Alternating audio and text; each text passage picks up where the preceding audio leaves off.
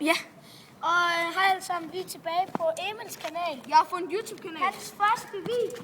Ja, og jeg skal slå med, mand. Alex, prøv lige at gå over og tjekke, om man kan se det godt. Ja, vi skal lige... Her.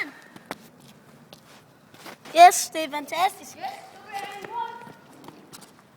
Og jeg skyder herfra. Ja. Lige handskerne på. Ja, jeg er jo verdens bedste drengefodbold.